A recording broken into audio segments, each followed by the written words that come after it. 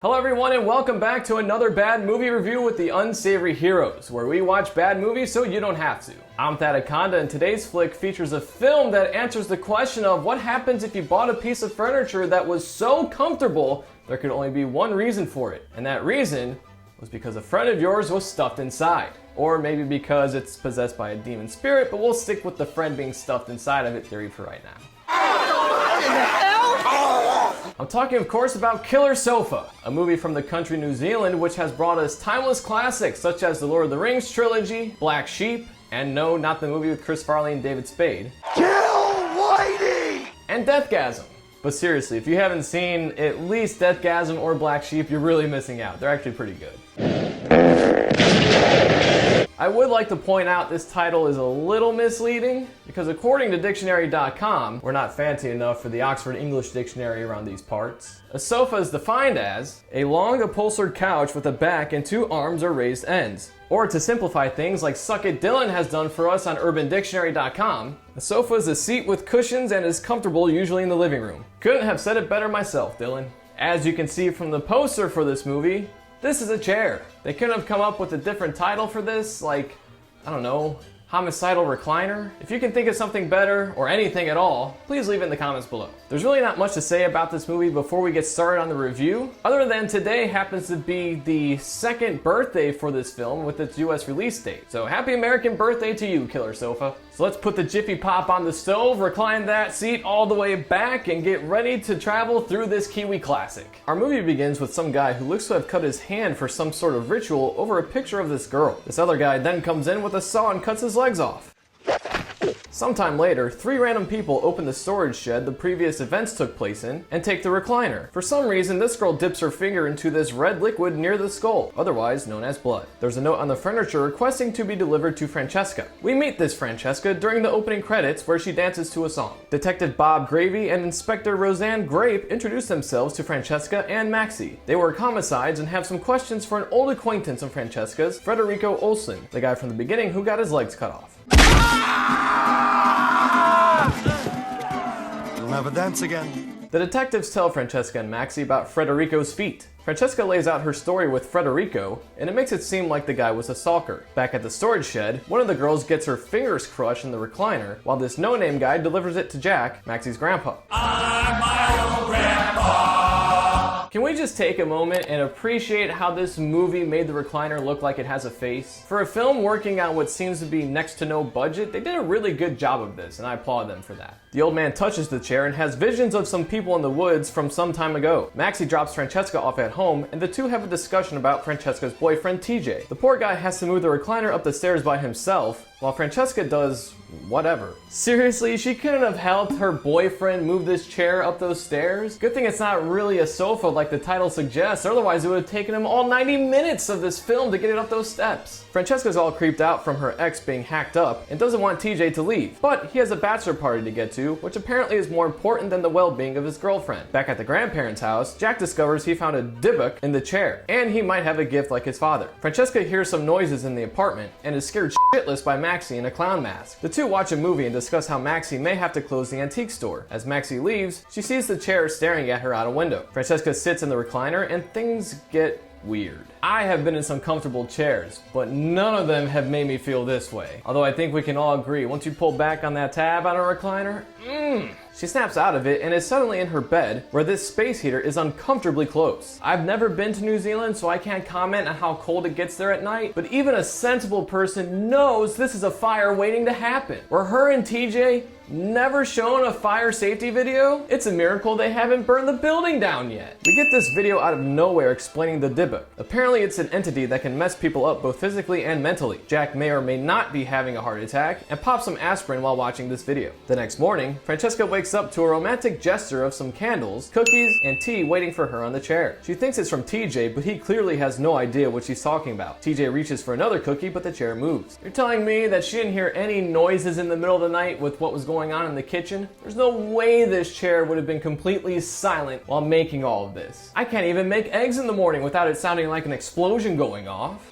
You At the police station, Gravy drinks on the job while looking at old pictures from his kids. He also finds some odd photos taken at Frederico's crime scene. He brings the girls in for more questions about Frederico. Francesca talks about how the guys she's known always become obsessed with her, and she's filed a bunch of restraining orders. Back at the apartment, TJ attempts to make something in the oven, and for whatever reason leaves the oven door open. The chair crushes his legs against the appliance, then stabs him with a spring. You know what could have prevented this from happening?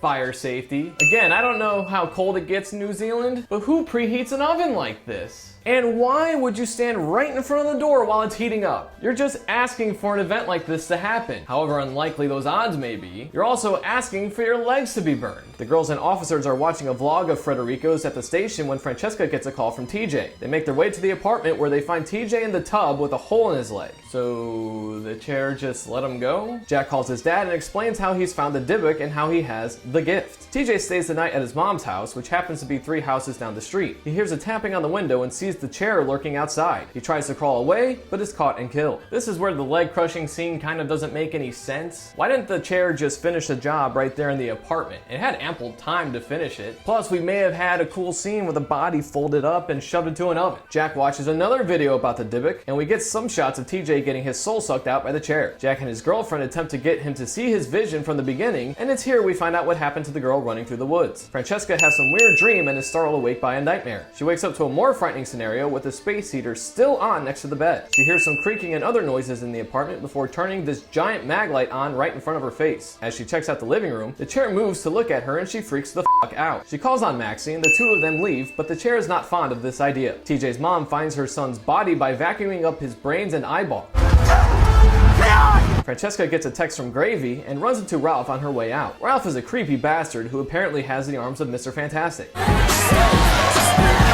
There's no way he's reaching that lock. Not unless he dislocates his shoulder like Riggs from Lethal Weapon and somehow summons the willpower to fight through the pain to reach up there and turn the lock and get his arm back out of the mail slot. At the police station, Gravy thinks Frederico and TJ's deaths are related. He slides a list of names to Francesca and asks who she thinks could or would do this. Her and Maxie both agree it could be Ralph, the creepy guy from the scene before. Grape hands Gravy a sketch of a possible second perpetrator of the murders. Can we just address the elephant in the room here with this movie? How did the writer come up with the 2 names for the police officers? Was he just blindfolded in his kitchen and just point at random things and was like, peanut butter and what do I got here?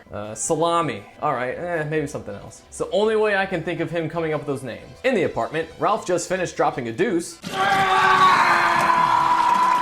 and bugs Francesca's place. And the chair does not like this. Ralph moves to the bedroom and plays out a fantasy with some of Francesca's clothes. We actually cheer for the recliner in this scene because it bashes Ralph's head with an iron. Another thing I give props to for this movie, it does involve the chair again, but it also involves the movement of the chair. While it's walking, it doesn't appear that we can see any feet or any visible wires or puppetry to make it move. So again, a nice job of the filmmakers not to ham it up or make it too comical with it. However, I would also like to point out in this scene that Ralph grabs the hat from the iron, which looked like it was still plugged in, so Jack finds out the chair was delivered to a girl named Francesca, but he can't remember his granddaughter's best friend's name, so he calls Maxie. At a hotel, Maxie thinks it's best for Francesca to spend the night there instead of at her apartment. As she gets up to leave, Francesca grabs her by the arm and asks her to check on the recliner. She snaps out of it by remembering it's her sister's birthday, a sister we've never heard about until now at the 46-minute mark. At the police station, Gravy is watching another vlog of Frederico and tells Grape and the audience his wife left him 2 weeks ago. Grape more or less offers to sleep with Gravy, but he refuses. Grape sees the recliner in the background of the vlog. Jack tells Maxie the recliner is possessed, and Maxie just takes this information in stride. I'm gonna go on a limb and say this is an everyday occurrence in these parts. I mean, Maxie just takes this all in stride, doesn't even bat an eye, and her response is this? I knew there was something wrong with that recliner. She hasn't been herself since she got it. That's it? Not even questioning her grandpa and saying something like, oh, you silly old man, you must be off your meds again. Armed with this information, Maxie stops by Francesca's anyway and sees Ralph's body being dragged away. The chair throws the body over the ledge, but Maxie steps on a clip, alerting the recliner. As she tries to get away out the bathroom window, she falls into a garbage can.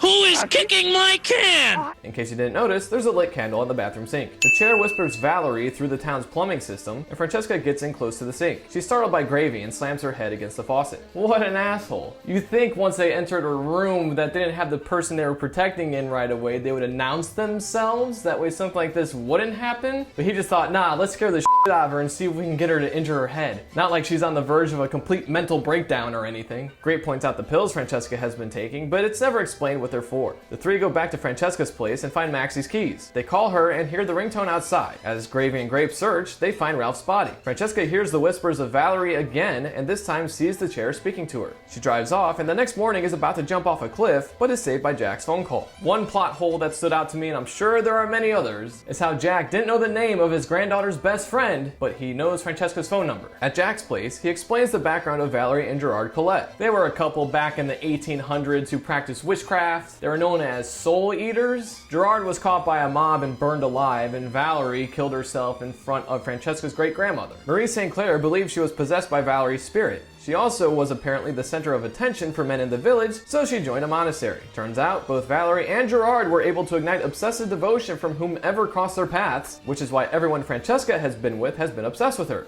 Okay, so right around the 1 hour mark of this 80-minute movie, we finally get the gist of what's happening. This part of the movie is kind of long-winded and you may miss what it is, so I'll just wrap it up right here. Valerie and Gerard's spirits are in the chair and possibly Francesca, and all they want to do is be reunited. Jack comes up with a plan to build 2 Dybbuk boxes and trap and burn the spirits. As he finishes building at least one box, he has a heart attack. Gravy gets a text from Grape that Warren Lee, the suspect from earlier, is in interrogation. We also see Gravy is doing his push-ups to a headshot of Francesca. Grape stares at a picture of Gravy. Francesca has a dream of the chair smoking and Valerie. As Jack is dying, she grabs the box and goes to call for help instead of giving him the aspirin. His girlfriend then calls an ambulance instead of giving him the aspirin. Gravy interrogates Warren, and he starts spilling the beans about what happened. He then lays out the biggest clue of the movie.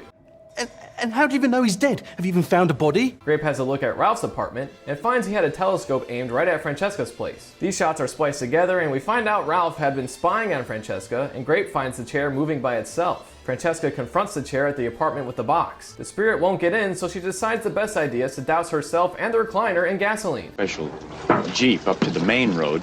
She tries to light a match, but the chair keeps blowing them out. I realize she's under a lot of stress right now, but come on. A reasonable person would have figured out the chair kept blowing out the matches, so why not just, turn your back when you light it and then just fling it at it and see what happens. In what is a truly frightening scene, the chair stands up and walks towards Francesca. Warren tells Gravy Federico wanted his legs cut off so he could fit in a recliner. The chair makes its way to Francesca, but Gravy comes in to save the day by putting a couple rounds into the body. Yeah, that would have been my reaction too. She tries to take a pill in the bathroom but spills the bottle all over the floor. She's grabbed by a ghost and has her spirit swapped out for Valerie's. Maxie comes to from her nap in the garbage can and has a sizable shard of glass sticking out of her head. Despite the massive head wound, possible concussion, and more than likely internal bleeding, she seems pretty calm. Sometime later, Gravy is having tea at Francesca's and it turns out it's the same type used by Valerie and Gerard from back in the day. Grape gets a phone call explaining the autopsy of Federico. We discover his body has been decomposing for at least 2 weeks. Jack may or may not be dead, and Maxie watches a video explaining how the Dybbuk use human carcasses to store souls. Gravy ends up dying and Gerard's soul takes over his body. Grape shows up at the apartment and the two kill her. Maxie sees all of this and watches as new Gerard and Valerie waltz down the street. She goes inside to check on Grape and calls emergency services. She looks into one of the eyes of the chair and sees Francesca's soul fading away. The screen goes black, our movie ends, and credits roll. That's Killer Sofa, ladies and gentlemen, and might I say, I kind of enjoyed it. Although I must put a disclaimer in saying that it actually took me the second time watching it to actually appreciate the movie. There's actually a few things I missed the first time watching this. The biggest one was Gravy falling into his obsession with Francesca. There are all these little hints that suggested as the movie goes along that I just flat out missed the first time, but was able to catch the second time since I knew it was happening. Another thing that there may or may not be a connection with was Gravy said his wife left him about 2 weeks ago, which is also around the same time the medical examiner told Grape was when the body of Federico was decomposing. So was there a connection?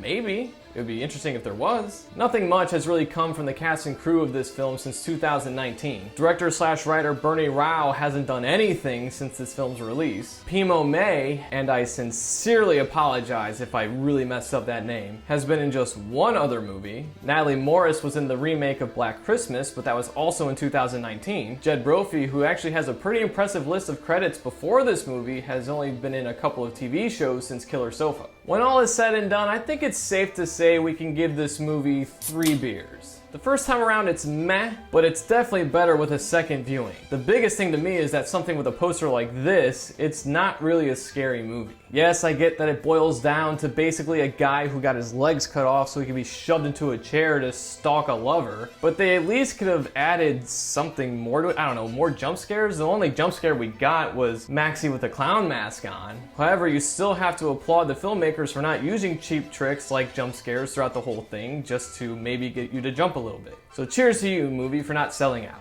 That'll wrap things up for this edition of Another Bad Movie Review with the Unsavory Heroes. If you made it this far through the review, thank you for sticking around. And if you haven't yet, make sure you hit those like and subscribe buttons below to help support our channel. Also, if you have any comments on maybe something we missed on the review, something you'd like to say about the movie, or if you have any films you think we should watch for future reviews, make sure you leave those in the comments below, because you know what'll happen if you don't. I'm Deathgasm saying thank you for stopping by, and we'll see you next time here on Another Bad Movie Review with the Unsavory Heroes.